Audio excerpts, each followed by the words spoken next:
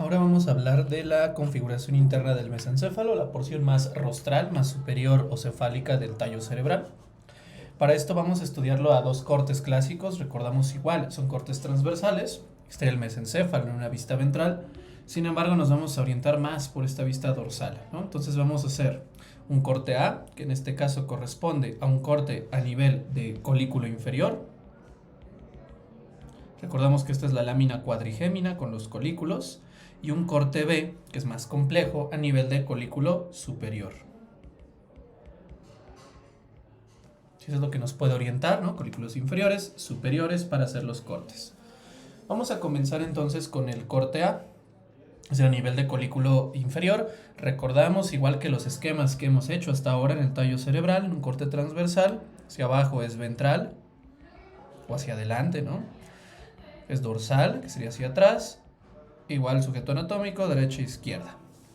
Entonces, vamos a identificar, esta es la forma característica del mesencéfalo, y vamos a estudiarlo por regiones. Vamos a comenzar describiendo a nivel del tectum. Recordamos que el tectum también corresponde al techo, ¿no? El techo mesencefálico. En el tectum nosotros estudiamos, ¿no?, lo que le da nombre a este corte, que es a nivel de los colículos inferiores. Entonces vamos a poner aquí el colículo inferior. Este colículo inferior, su principal función es auditiva, ¿no?, en la localización del sonido, entonces para la audición. Le vamos a describir a este núcleo, ¿no? Va a tener una parte central, esto va a estar aquí, pues el nombre lo indica, ¿no?, medio. Entonces tiene una porción central. Y este es el que va a recibir los sonidos de alta frecuencia y baja frecuencia. Se va a distinguir entre grave y agudo. Ventral serían los sonidos graves, dorsal los sonidos agudos, ¿no? Entonces esta es la principal función, o sea, la mayor parte del colículo. Su función principal es en el núcleo que está al centro. También va a tener una región pericentral, ¿no?, que se encuentra atrás. Entonces aquí la tendríamos. Ese es más dorsal, si nos damos cuenta. Es pericentral. Esta recibe la información contralateral, o sea, del lado contrario, ¿no?, del sonido. Dirige, y su función principal es la atención, ¿no?, atención auditiva a un estímulo. Nos permite de la misma manera bloquear estímulos auditivos que no son relevantes para nosotros. Y hacia la parte más ventral está la porción externa del colículo inferior. Este va a participar en los reflejos acústicos motores, es decir, voltear, girar la cabeza o hacer como ese movimiento como de sobresalto ante un sonido. Entonces, reflejos acústicos motores. Este colículo inferior va a recibir, vamos a ponerlo aquí, aferencias, ¿no?, fibras que ingresan.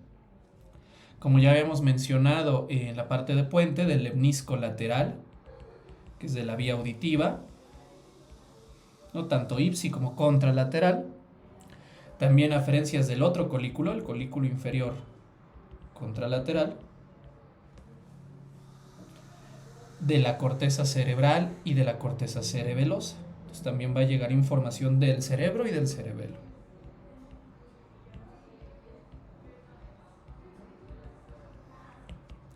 Respecto a sus eferencias del colículo inferior, como ya mencionamos también en puente un poco de la vía auditiva, transmite sobre todo al cuerpo geniculado medial, parte del diencéfalo, ¿no?, del metatálamo. Y también se comunica con el colículo superior. Esto es muy interesante, el colículo superior es visual.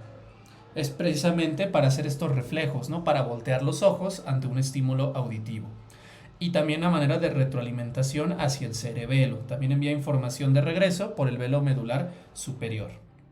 Es lo que vamos a estudiar entonces a ese nivel, a nivel del tectum.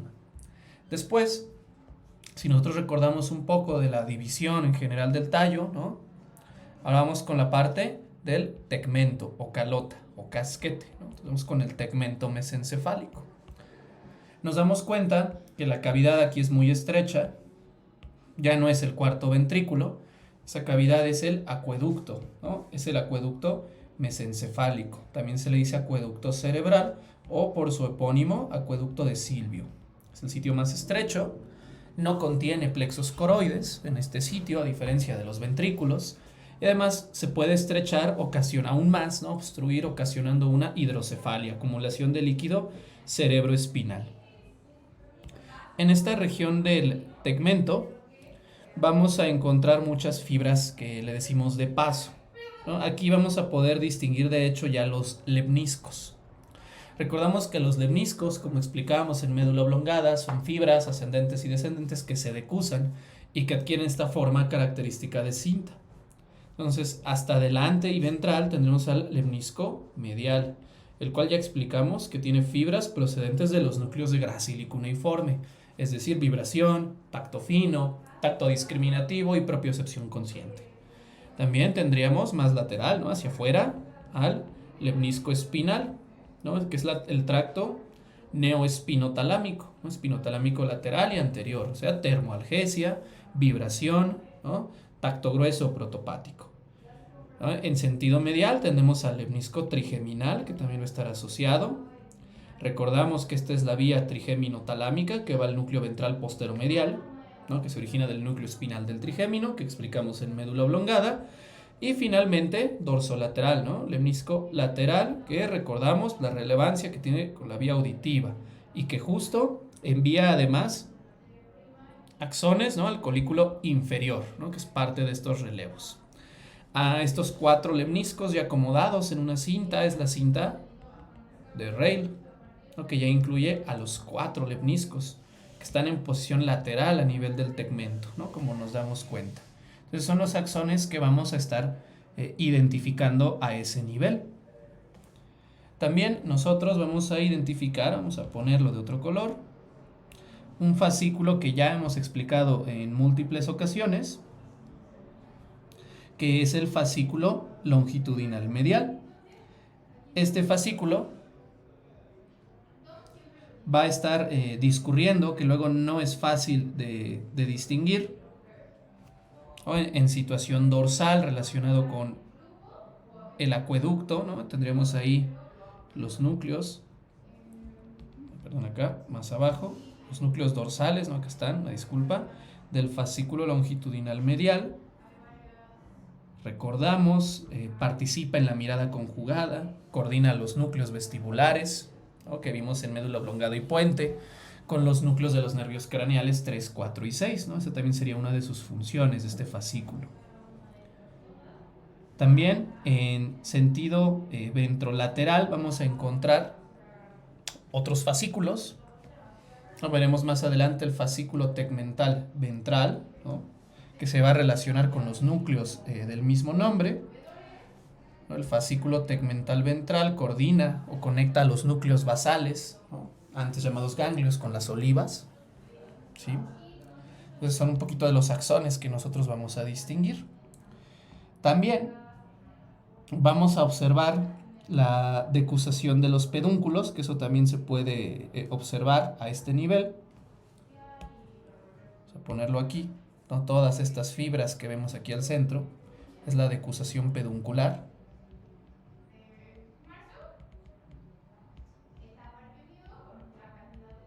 Sí, entonces también la podemos distinguir en esta porción del tegmento. Y bueno, aquí podemos observar en la región más dorsal, ¿no? Ya los núcleos que vamos a estudiar, ¿no?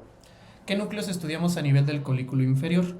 Vamos a encontrar entre la cinta de Rayleigh, entre los diferentes lemniscos, ¿no? Y el colículo inferior, el área parabigeminal.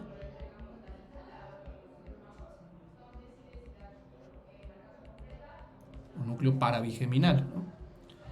Este se va a localizar, vemos, en sentido dorsolateral y se correlaciona también con los colículos superiores que veremos en otro corte, es decir, participa en la vía visual, ¿no? De forma secundaria, permite esa correlación o conexión con el colículo superior.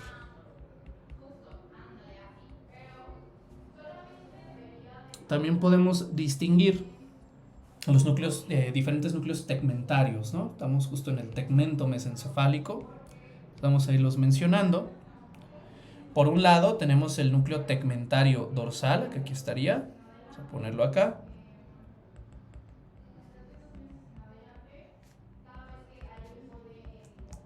Entonces ahí estaría el núcleo tegmentario dorsal, lo localizamos ventral al acueducto de Silvio, el acueducto cerebral. Tenemos un núcleo tegmentario dorsal lateral.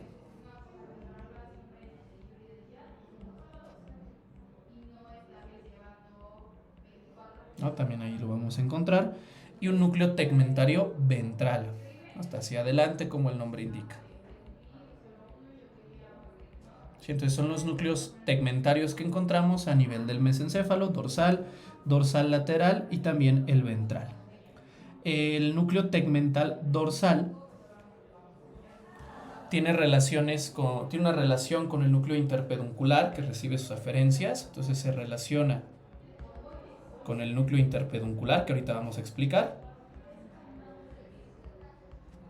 ¿Sí? Es una aferencia del núcleo interpeduncular y también con la formación reticular mesencefálica. Son las conexiones, aferencias y eferencias de forma respectiva. El tegmentario dorsal lateral también se relaciona, también participa ligeramente con eso. Y tendríamos también al tegmentario ventral. Este núcleo en particular es muy importante, pues recibe aferencias de los cuerpos mamilares, ¿no? De la región hipotalámica.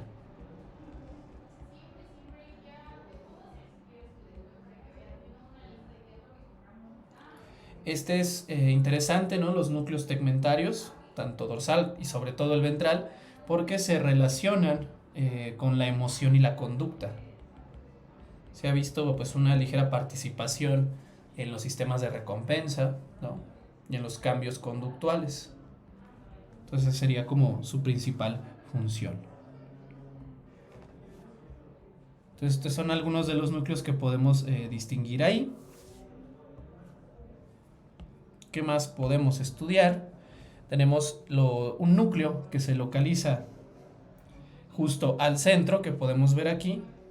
Vamos a ponerlo por acá, ¿no? Es el núcleo supratroclear. Recibe ese nombre, veremos que está en la cercanía del nervio craneal 4, también llamado el núcleo del rafé dorsal. Los núcleos del rafé se localizan en la línea media a lo largo del tallo cerebral, ¿no? Que los estaremos estudiando poco a poco. Este núcleo emite fibras a la sustancia negra, o sea, manda eferencias, hacia la sustancia negra, que ahorita vamos a explicar igual, y hacia el neoestriado, o sea, los núcleos de la base. Y estos axones lo hacen a través del neurotransmisor serotonina, ¿no? Entonces lleva fibras serotoninérgicas hacia esas regiones, ¿no? La sustancia negra en el mismo mesencéfalo y al neostriado que está más arriba, ¿no? Y corresponde a los núcleos de la base. Esos son como los núcleos generales que se pueden distinguir ahí. Si nos vemos un poquito más hacia abajo, ya en la cercanía de los pedúnculos, vamos a encontrar el núcleo interpeduncular.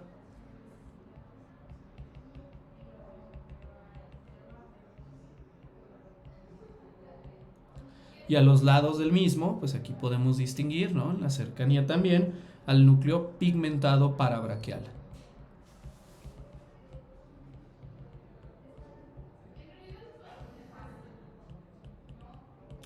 Por un lado, este núcleo interpeduncular no se ha descrito o no se puede distinguir de forma adecuada en preparados en tejido nervioso humano, pero se sabe que recibe aferencias de los núcleos avenulares, ¿no? Que estudiaremos a nivel de epitálamo.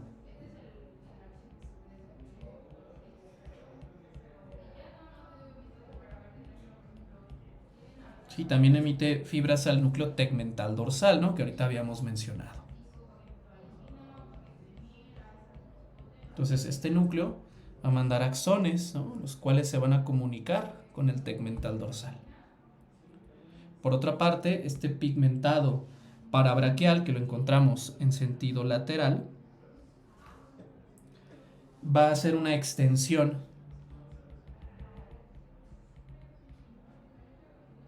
del área tegmental ventral. Ahorita veremos que los núcleos rojos en un corte superior, ¿no?, se decusan y forman el área tegmental ventral, ¿no? Estas fibras que descienden hacia las olivas. Y su descenso a nivel, al menos de mesencéfalo inferior, corresponde al núcleo pigmentado parabraquial.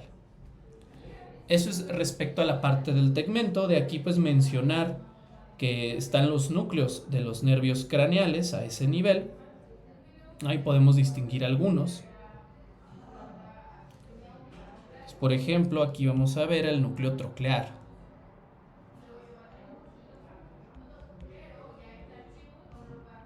¿Sí? Entonces ahí estaría el núcleo troclear, vamos a ponerlo por acá.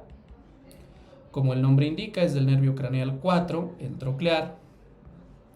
Y este es un núcleo de tipo eferente somático general, músculo esquelético no asociado a arcos faringios. Y este es para un músculo. El músculo que va a inervar es el oblicuo superior. No, recordemos que el inferior es por el 3, ¿no? Y en la cercanía del mismo, bueno, y aprovechando, ¿no?, esto del troclear, algo muy interesante, presenta dos características únicas. Por un lado, es el único nervio craneal que sale en la región dorsal, ¿no? Sale en la lámina cuadrigémina a nivel de colículos inferiores. Recordamos que todos los nervios craneales eran ventrales, este es dorsal, ¿no?, está emergiendo ahí. Y la otra característica única que presenta es que tiene una decusación, es contralateral, a diferencia de los otros nervios craneales que hemos revisado. Entonces el troclear es dorsal y único que se decusa, ¿no? Acuérdense, también su otro nombre es el patético, ¿no? Nervio craneal más pequeño y está solo, va por atrás, por eso es un patético. El otro nervio craneal que podemos identificar a este nivel, o más bien otro núcleo, es este de aquí, que corresponde a uno del 5. Es el núcleo mesencefálico del trigémino. Ese núcleo mesencefálico tiene, es del 5 evidentemente, ¿no?, su nombre lo indica, y tiene una función aferente somática general, ¿no?, sobre todo propiocepción, y es el responsable de modular la mordida. Puede ser una causa central afectada en pacientes que tienen mordida muy fuerte, es decir, que presentan bruxismo. Entonces ya tendríamos también los 4 núcleos del trigémino. Recordamos de médula oblongada estaba el espinal, en protuberancia el sensitivo principal y el motor, y aquí tenemos el mesencefálico, ¿no? Son los 4 núcleos que vamos a estudiar de los nervios craneales del trigémino, ¿no? Todo esto, entonces, nos damos cuenta además que todos estos nervios en especial, o sea, tanto el 4 como el 5, están en el borde de la sustancia gris periacueductal, llamada así porque justamente está rodeando, ¿no?, toda la parte del acueducto. Esa sustancia gris, vamos a poner aquí una explicación de la misma. A nivel mesencefálico, la periacueductal son neuronas, son núcleos dispersos. Estas van a tener muchas funciones. La sustancia gris periacueductal participa en la modulación del dolor, que eso es muy interesante. Se ha visto que en ciertas regiones de esta sustancia gris se puede producir, ¿no?, las encefalinas, que pueden inhibir el dolor al actuar en la médula espinal, en las primeras láminas de Rexed del cuerno posterior, ¿no? Parte esto es de la teoría de la compuerta del dolor. También participa, se ha visto, en el control de la conducta de reproducción. Incluso se ha visto que es necesaria en el varón para la erección. También en la conducta agresiva, ¿no?, similar al miedo también se puede expresar, y en la mirada vertical, o sea, tiene una relación íntima con el fascículo longitudinal medial. Recordamos de la clase pasada que el puente o protuberancia participaba en la mirada lateral, sin embargo el mesencéfalo es más relevante para la mirada vertical. Y también aquí está centros que estimulan el llenado de la vejiga, ¿no? La vejiga urinaria. Es decir, es un centro de la micción, que es donde va a estar ahí relacionado. Ya tendríamos entonces dos de las tres partes. Ya tenemos la porción del tegmento y ya tenemos la porción del tectum mesencefálico. ¿Qué nos faltaría explicar? La porción basal, es decir, el pedúnculo. Entonces acá tendríamos el pedúnculo. Y ojo aquí, es el pedúnculo cerebral. No confundir con el cerebeloso. Nosotros ya habíamos explicado previamente, ¿no? Los pedúnculos cerebeloso inferior de médula oblongada, medio del puente, superior del mesencéfalo, son los cerebelosos, que están en la cara dorsal. En la cara ventral, como unos pies, ¿no? Hacia adelante, los pedúnculos cerebrales, que formaban la cruz del cerebro, la crura cerebri. Esta región le vamos a estudiar componentes. Por un lado, el que más llama la atención y característico del mesencéfalo, que hasta se distingue macroscópicamente, es la sustancia negra o locus niger. Entonces vamos a explicar un poco acerca de esta sustancia negra, muy relevante luego para entender las diferentes patologías, ¿no? Sobre todo trastornos del movimiento. Sustancia negra, sustancia nigra o locus niger.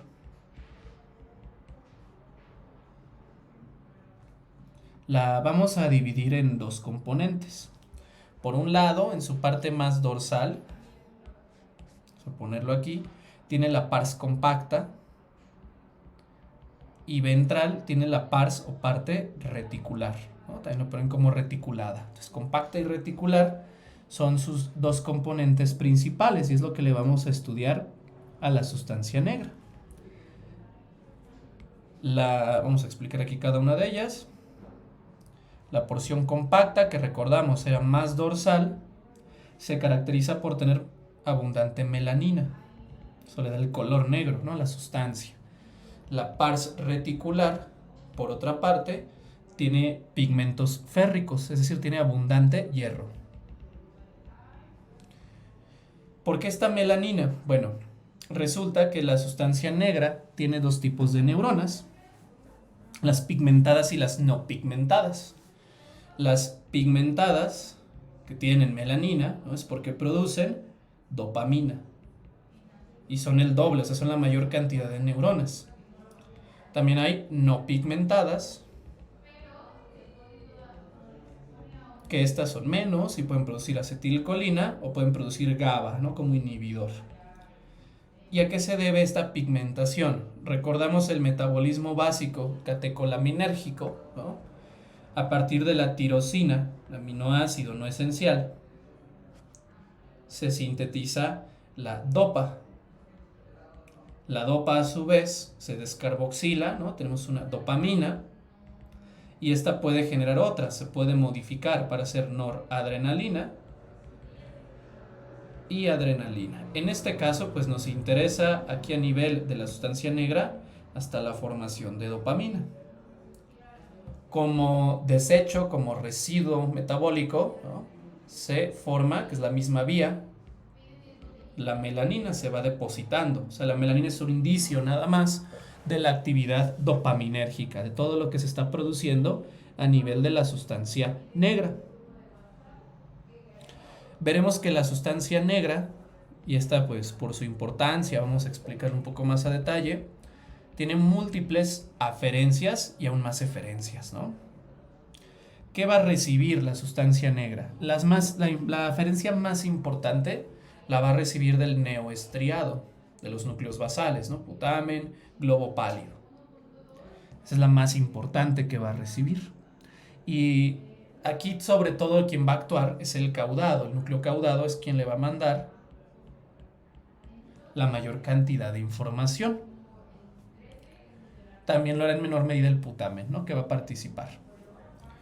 La misma corteza cerebral, como modulador, ¿no? También mandará información, se va a proyectar hacia esa región, aunque principalmente atraviesa, o sea, perfora la sustancia negra y sigue descendiendo.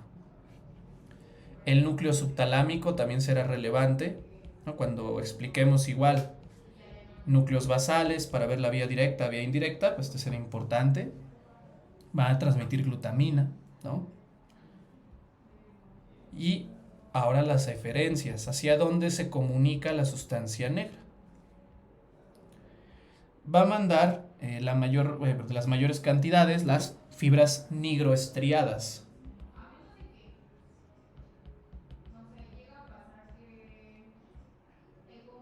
Entonces, sobre todo, transmite dopamina, ¿no? En general es la sustancia negra. Este se va a dirigir sobre todo a la neocorteza. Bueno, aquí cabe mencionar que las fibras nigroestriadas se originan de la porción compacta, ¿no? De la pars compacta. Entonces liberan dopamina. De ahí se van a proyectar al neoestriado, caudado y putamen, núcleos de la base. Entonces van a liberar dopamina, ¿no? De la pars compacta. De ahí es de donde se va a dirigir. Son las fibras nigroestriadas. También existe un pequeño fascículo que se llama nigrocortical. Fibras nigrocorticales. Como el nombre indica, van a la corteza cerebral. Otros que también van a tener son nigrorúbricos.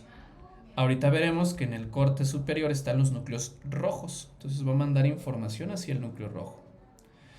Y nigrotalámicos también. También va a tener una comunicación con el tálamo motor, ¿no? Que más adelante se explica a nivel de diencéfalo. Aquí pues vemos que la sustancia negra es muy relevante en la síntesis de dopamina. Esta dopamina entonces se puede ver alterada en ciertos procesos. Se ha visto, por ejemplo, una disminución muy importante de dopamina y por lo tanto se pierden nuestras neuronas pigmentadas en la enfermedad de Parkinson, que son trastornos extrapiramidales, ¿no? Se va a afectar la vía extrapiramidal. En el Parkinson, entonces esto explicaría por qué puede haber temblores. Existe un temblor muy característico de estos pacientes, que es el temblor en cuentamonedas, ¿no? Entonces va a darles un temblor, porque si bien funciona la vía córtico-espinal, no se modula bien el movimiento por la sustancia negra. También se ha encontrado deterioro cognoscitivo. La posible explicación es por algunas de estas vías de la sustancia negra, sobre todo la nigrocortical, o sea, sí tendría que influir, ¿no? En la parte de los procesos cognitivos. Entonces también puede haber esas alteraciones. Sí, entonces eso se ha visto sobre todo en esas lesiones. Ahora que ya explicamos este corte, bueno, una cosa más hacia adelante, tenemos fibras. Las fibras que se encuentran en el pedúnculo como tal van a tener una distribución característica. Las 3/5 partes mediales, o sea, en medio de cada pedúnculo, ¿no? Que se describe 3/5 partes mediales, se va a encontrar las fibras córtico-espinales, las que mencionamos para el movimiento voluntario, ¿no? y fino. Y córtico-nucleares, ¿no? Que también recordamos, estas se dirigen a los nervios craneales motores. Se localizan al centro. En los extremos vamos a tener las otras vías. En la parte, en el quinto más medial, se tener fibras frontopontinas.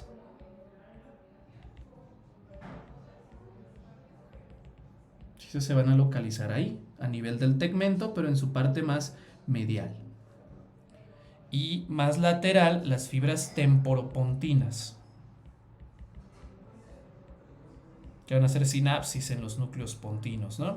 Realmente, aunque el nombre es temporopontina, que se suele manejar, que indicaría que solo viene del lóbulo temporal, este nombre está incompleto. Realmente son fibras parieto, temporo, occipito,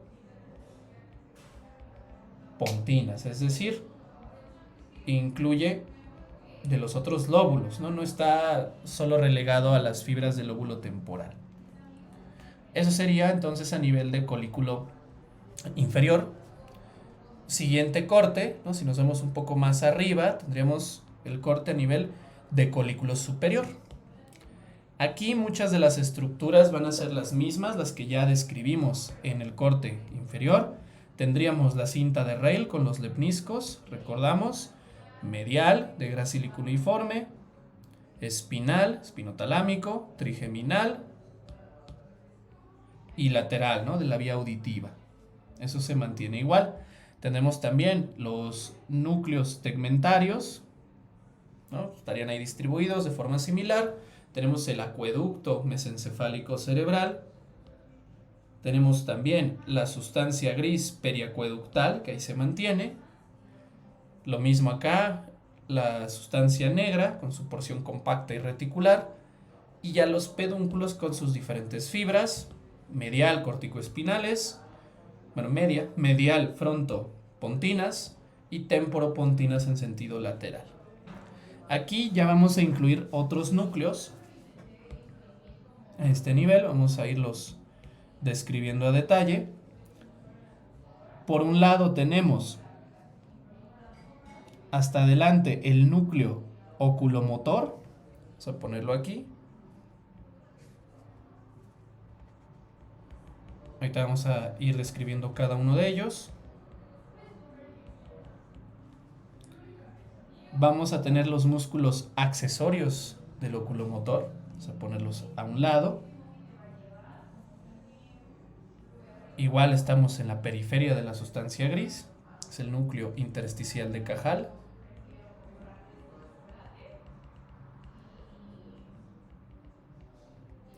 Arriba del mismo otro núcleo accesorio oculomotor, que es el núcleo de Dershowitz. También lo vamos a encontrar ahí. Ahí veríamos el núcleo mesencefálico del trigémino, que ya explicamos previamente.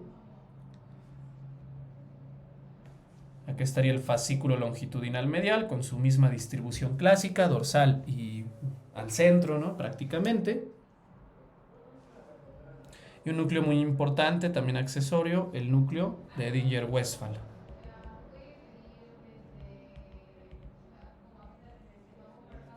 O parasimpático del 3, que ahorita vamos a mencionar. Entonces nos damos cuenta de una distribución similar. Si me voy hacia atrás, tendríamos el colículo superior. Y entre ellos tendríamos al núcleo de la comisura posterior.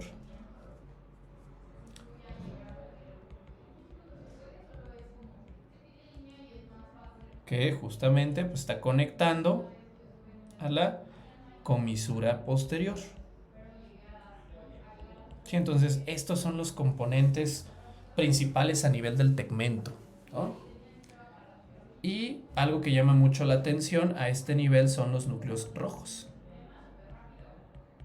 Es el núcleo rojo.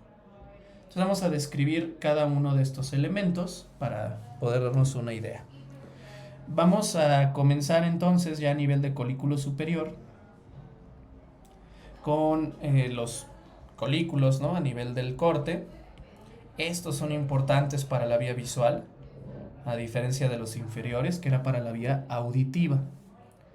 Estas van a mandar diferentes eferencias. Por ejemplo, se comunican hacia abajo a la médula espinal por la vía tectoespinal, la vía descendente que permite el movimiento, ¿no? Cuando hay algún estímulo del ojo visual. También hacia atrás y hacia, bueno, inferior y atrás por el tecto cerebeloso, ¿no? Para mandar retroalimentación con la corteza cerebelosa, y hacia arriba con el tecto talámico, ¿no? Son algunas de sus principales eferencias hacia donde se va a comunicar.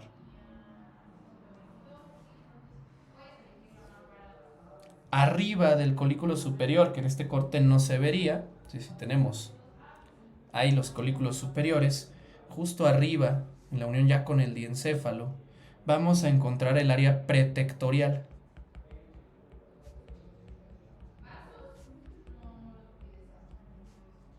Entonces es rostral al colículo superior en la unión mesencéfalo-diencefálica, ¿no?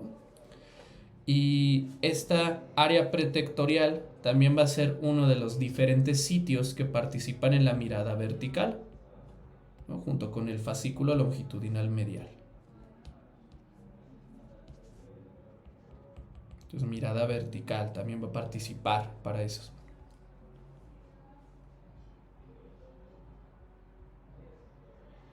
Vamos vemos que toda esta parte va de la mano, ¿no? Con la vía visual. La comisura posterior, que justamente sirve para integración visual, derecha e izquierda, ¿no? Y los núcleos que van a recibir esta conexión bilateral. Y ahora vamos a explicar el núcleo oculomotor, ¿no? Muy importante. Este núcleo oculomotor tiene dos componentes. El principal, ¿no? Que es el que tenemos aquí, y el visceral, que va a estar acompañándolo. Entonces, el núcleo oculomotor principal como tal es somático. Entonces, tiene una función eferente somática general. Recordamos los nervios craneales que va a inervar, ¿no? No está asociado a arcos faringios. 3 rectos: superior, medial, inferior del ojo, oblicuo inferior y elevador del párpado superior. Entonces, nos damos cuenta, sobre todo esto, vemos que aquí una mnemotecnia para que no se les olvide, ¿no? De los nervios craneales. Se dice que para abrir y cerrar el ojo son diferentes nervios, bueno, cerrar los párpados realmente, ¿no? Entonces, para abrir es el 3, pero para cerrar es el 7. ¿Por qué? Porque el elevador del párpado superior es del 3, del oculomotor. Pero para cerrar el ojo, cerrar el párpado, se requiere del 7, el orbicular del ojo. Entonces, la incapacidad de elevar el párpado es una lesión del 3, mientras que la incapacidad de cerrar los párpados es una lesión del 7, del nervio facial. Es muy importante ahí. Ese sería el núcleo oculomotor. Vemos que es ipsilateral y emerge, ¿no? En la fosa interpeduncular. Tenemos también pues el componente visceral, ¿no? Que va de la mano, es el otro núcleo que va acompañando, el parasimpático de Edinger-Westphal. Muy importante, es un núcleo eferente visceral general, ¿no? Parasimpático, y se va a encargar de dos cosas. Por un lado, inerva al músculo ciliar y por otro al esfínter del iris. El músculo ciliar pues modifica la forma, ¿no? La posición del cristalino. Es importante para el reflejo de acomodación, ya sea para ver objetos cercanos o lejanos, para adaptarse a esos cambios. El esfínter del iris pues cierra la pupila ante un estímulo luminoso, es decir, provoca la miosis. Recordamos que esto se puede explorar si pasamos la lámpara de exploración sobre la pupila. Esta se va a hacer pequeña, una constricción, eso es una miosis. Si ocurre en la misma pupila, es decir, le paso la luz en el ojo derecho y su ojo hace miosis, derecho, a eso le llamamos reflejo fotomotor directo. Si yo le tapo, ¿no?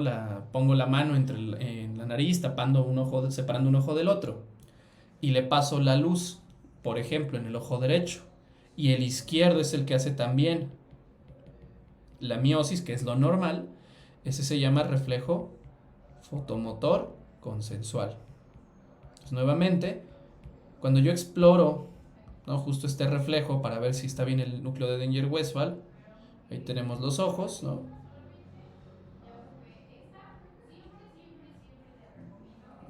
En medio estaría la nariz.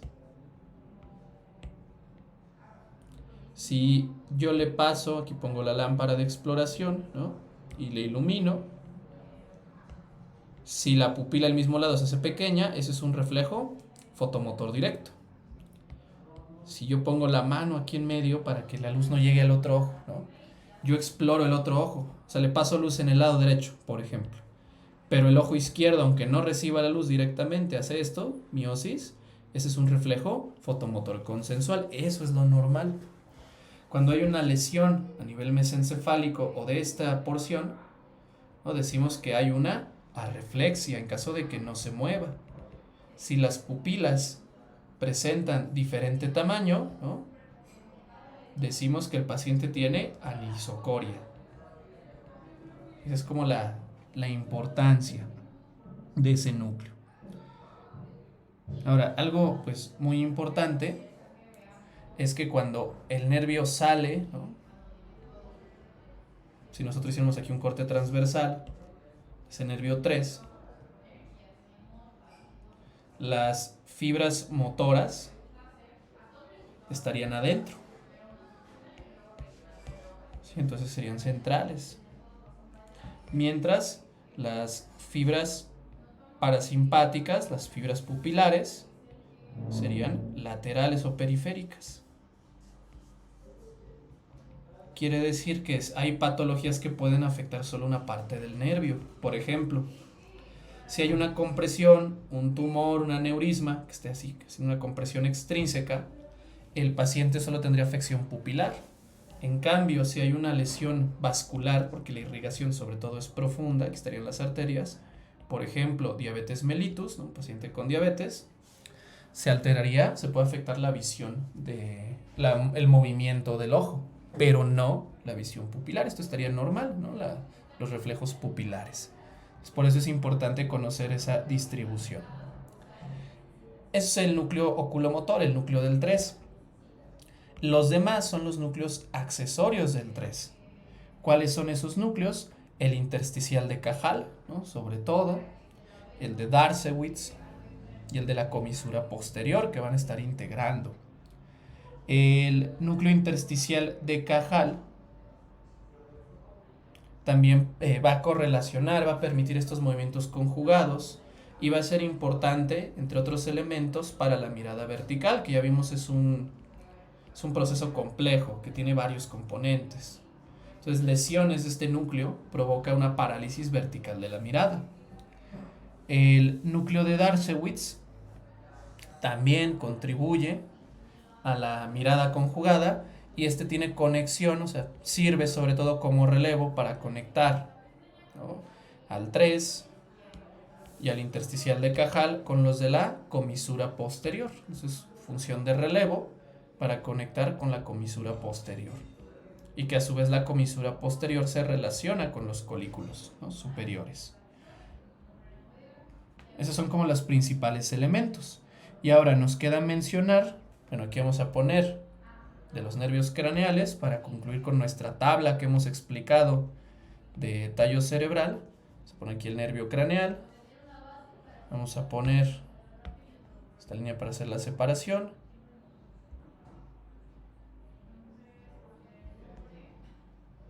Unas más transversas. Ok. Ya los últimos nervios craneales vimos aquí en el mesencéfalo al 3 y al 4, ya describimos al trigémino en otros sitios. Entonces tenemos su origen real y su función. Por un lado, el 3, tenemos el origen real en el núcleo oculomotor, que es el principal, y el núcleo parasimpático, también llamado de Edinger-Westphal. El núcleo oculomotor, eferente somático general, para los rectos superior, medial inferior, oblicuo inferior y elevador del párpado. Y Edinger-Westphal, eferente visceral general, músculo ciliar, ¿no?, reflejo de acomodación, y esfínter de la pupila, reflejo fotomotor. El 4, que es el único dorsal y que se decusa, ¿no?, tiene el núcleo troclear. Y este sencillamente es eferente somático general para el músculo oblicuo superior, ¿no? Entonces ya tendríamos lo de los nervios craneales. Finalmente, ya para concluir con todo tallo cerebral, falta mencionar una estructura característica a nivel de colículo superior que habíamos mencionado previamente, que son los núcleos rojos. El núcleo rojo tiene este nombre o esta coloración debido a que tiene mucha sangre, muchos vasos sanguíneos. Si nosotros lo viéramos de lado, ¿no?, como una columna, así en profundidad,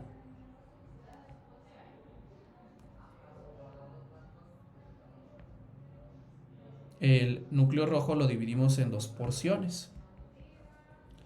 Por un lado tiene una porción que es más rostral y por otro una que es caudal. La porción rostral tiene neuronas que son muy pequeñas. Entonces recibe el nombre de porción parvocelular. Parvo es pequeño. Mientras que la porción caudal tiene neuronas muy grandes. Entonces van a recibir el nombre de porción magnocelular.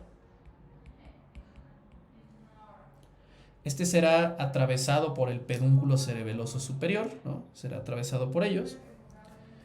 Y bueno, va a tener este núcleo rojo una importancia en el movimiento también. También va a ser un modulador.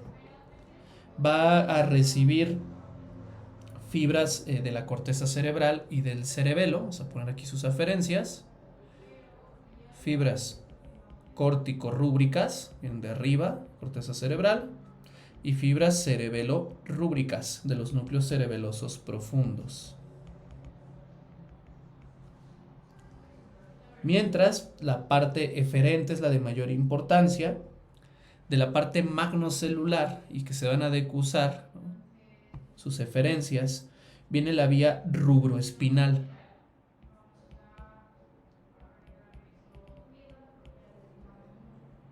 Sí, que van a encontrarse aquí a nivel de la decusación de los núcleos rojos. La vía rubroespinal se va a decusar. Esta decusación de los núcleos rojos es el área tegmental ventral, que hemos mencionado. Tiene varios tipos de fibras, entre ellas la vía rubroespinal, la cual es importante porque llega a estimular a los músculos flexores. Esto a nivel de, sobre todo, región de médula espinal cervical, y va a inhibir a los extensores o antigravitatorios. Es una vía que se opone a la vía vestíbulo-espinal. Ahí se va a hacer muy importante. También va a mandar fibras hacia el cerebelo. Entonces van a ser fibras rubrocerebelosas.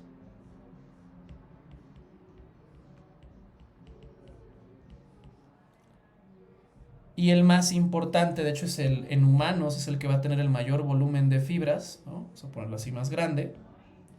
Corresponde al fascículo rubro-olivar, el más importante en humanos.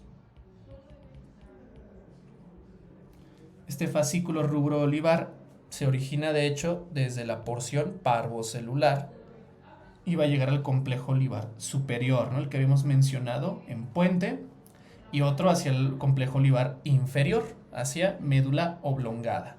Su principal es al complejo olivar inferior a nivel de médula oblongada. De esta manera ya tendríamos un panorama general de todo el tallo cerebral, ¿no?, configuración externa y configuración interna.